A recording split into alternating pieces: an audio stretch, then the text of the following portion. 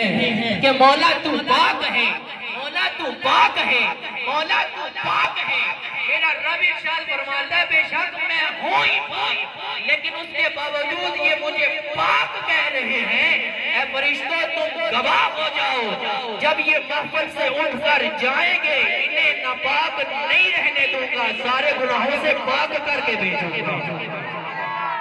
تو اس لیے آپ نے چپ نہیں رہنا، جب بھی کوئی محبت والی بات سنے تو پیار کے ساتھ کیا کہنا ہے؟ ابھی بھی آواز کم ہے، کیا کہنا ہے؟ ہاتھوں کو اٹھا کر کہہ دیں، کیا کہنا ہے؟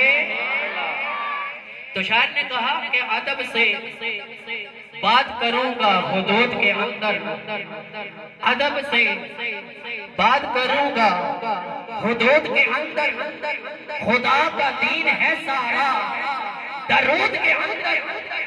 ادب سے بات کروں گا حدود کے اندر، خدا کا دین ہے سارا درود کے اندر، اور نبی کا نام جو آئے تو یہ سارے عاشق جھوم جاتے ہیں، کیونکہ حلال خون ہے شامل وجود کے اندر۔ کیونکہ جس کے سینے میں حرام کا خون ہوگا وہ میرے آقا کی ذات پر درود پڑھ ہی نہیں سکتا، اور جس کے سینے میں نطفہ حلال کا ہوگا وہ محبت کے ساتھ میرے آقا پر جھوم جھوم کے درود شریف پڑھے گا۔ ایک مرتبہ پیار کے ساتھ پڑھیے نا، صلاۃ و سلام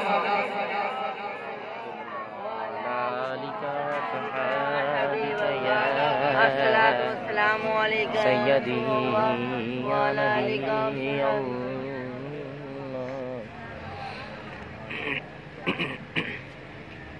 ایک مرتبہ پھر پڑھ لیجیے، صلاۃ و السلام علیکم یا سیدی یا وعلا علیکم السلام